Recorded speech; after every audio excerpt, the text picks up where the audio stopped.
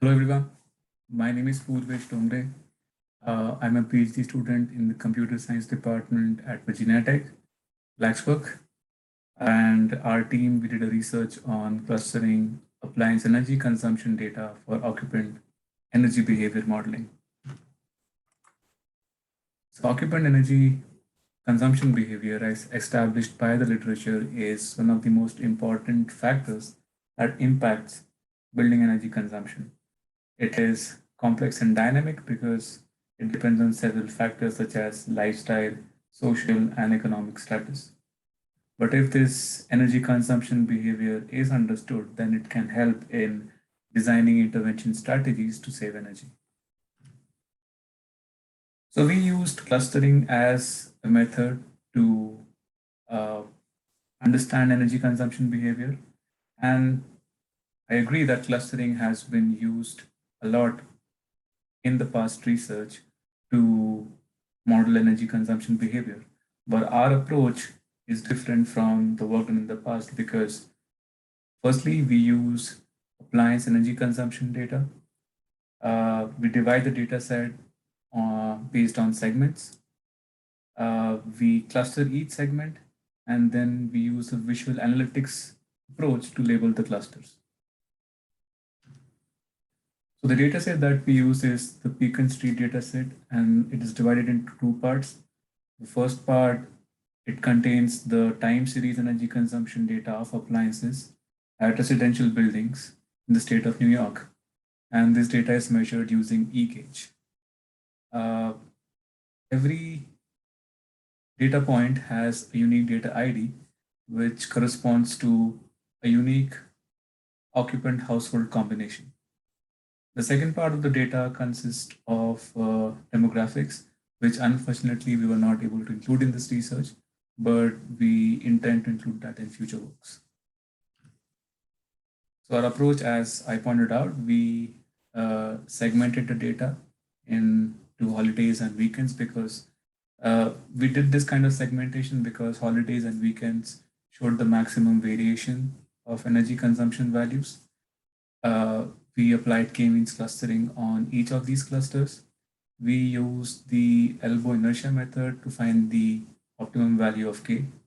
And we used multidimensional scaling as a dimensionality reduction technique to plot the clusters with their centroids on a 2D plot. Uh, Further, we used a parallel plot to plot or understand the energy consumption of each of these appliances for the clusters that we got.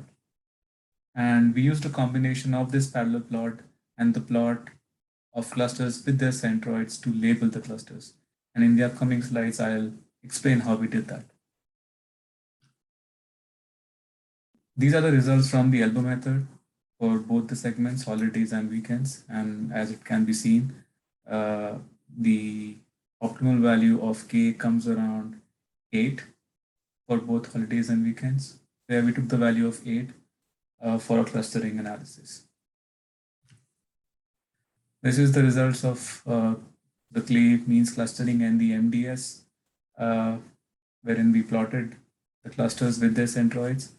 For holidays, you can see that the purple colored cluster has the most amount of occupants in it or occupant IDs in it.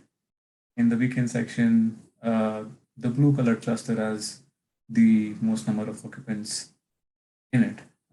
Remaining clusters, they either have a single occupant or two or three occupants, not more than that. This is the result of the parallel plot, wherein every cluster is plotted against the amount of energy it consumes for all the appliances in the dataset. And like I said, we used a combination of this parallel plot with the cluster diagram to understand how occupants are consuming energy and to label the clusters. For the sake of time, I'll only explain the first two clustering approaches. So for cluster 0, which as seen in the figure on the right hand side, the cluster diagram, it has the most amount of occupants in it.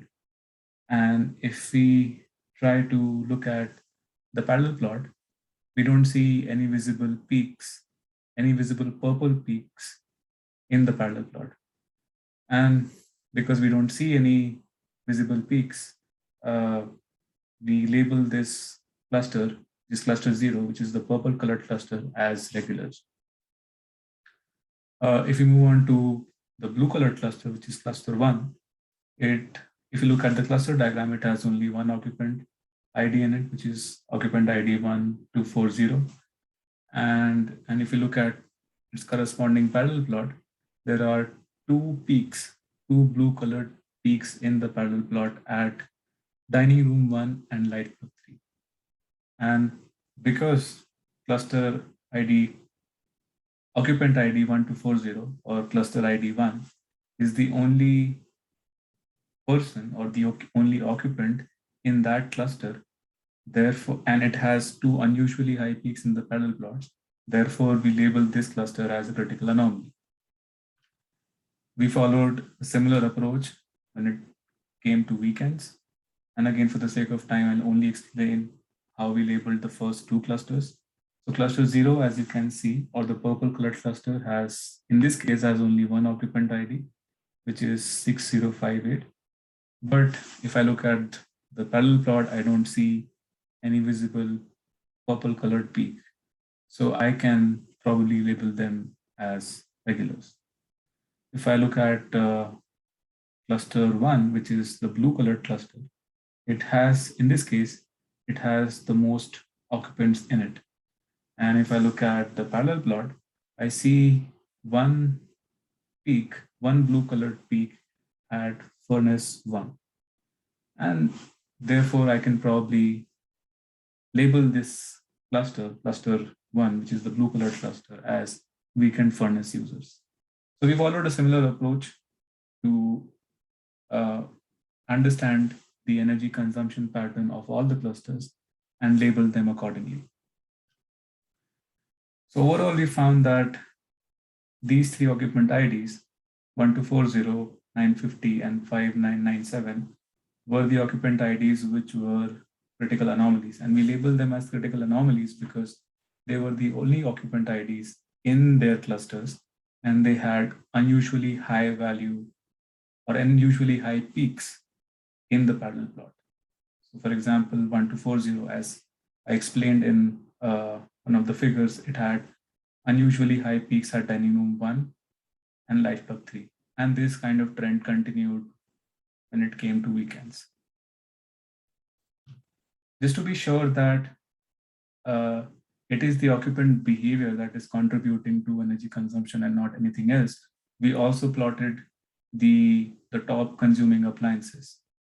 Because otherwise, maybe there can be an increased energy consumption or there can be a peak, even though occupant is not using it, if there is an energy leakage.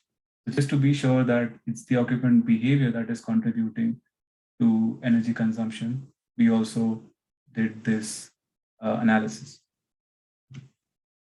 So to conclude, understanding energy consumption behavior of individual occupants or occupant IDs can help us in designing personalized intervention strategies that can help in save energy. And in the future works, if we include the demographics in such kind of an analysis, it can help in fair energy consumption behavior modeling, because in that way we can see if a particular demographic or a particular racial group is getting discriminated when it comes to such kind of analysis. And that in result would lead to a fairer energy consumption behavior prediction. So that's it for now. Thank you for your time and attention, and please let me know if you have any questions.